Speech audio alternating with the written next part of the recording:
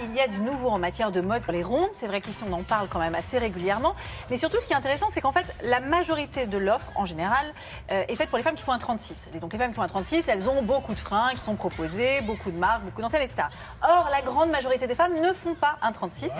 Voilà, du coup, évidemment, c'est pour ça que plein de marques... Alors on est plutôt au-dessus du 40 et après 42. Clairement, 40-42 serait la taille française moyenne.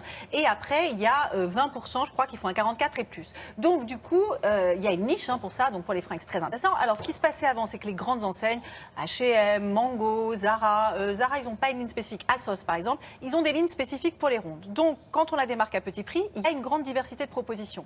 Il y a le luxe aussi, donc évidemment des tenues qui coûtent beaucoup plus cher. Par exemple, Marina Rinaldi, qui est une succursale de Max Mara, ou alors du sur-mesure. Ce qu'il n'y avait pas, c'était le milieu de gamme. Eh bien, ça, c'est en train de changer aujourd'hui.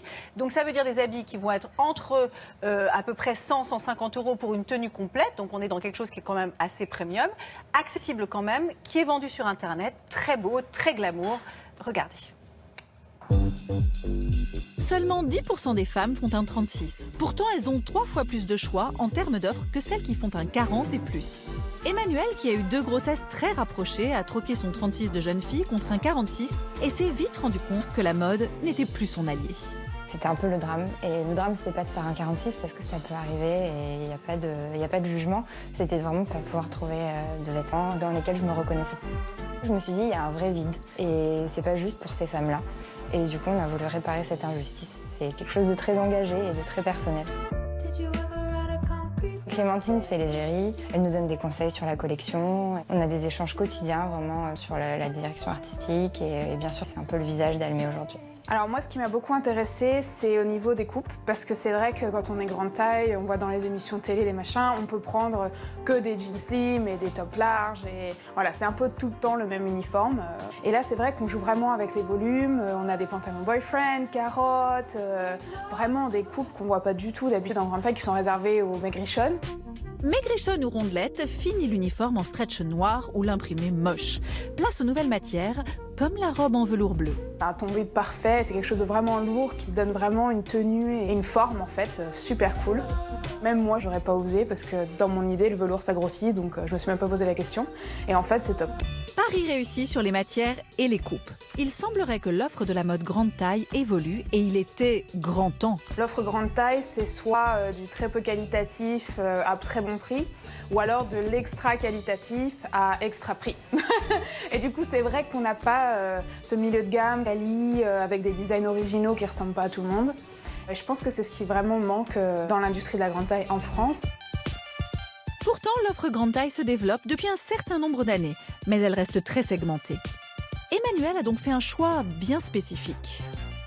La démarche est d'avoir recruté des stylistes qui n'ont jamais travaillé dans la grande taille. C'est aussi de se dire on part de la mode, on part des tendances, on part des couleurs, des matières.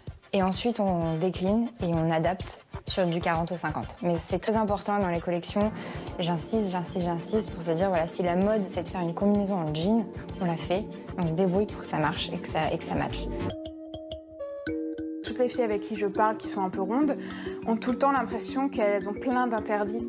Et elles se sentent vraiment frustrées parce qu'elles ont l'impression qu'elles ne peuvent pas acheter ci, pas acheter ça, alors que pas du tout. Je pense que c'est vraiment une question d'essayer et d'identifier ce qui nous va. Je pense que c'est vraiment du cas par cas, il n'y a pas d'interdit.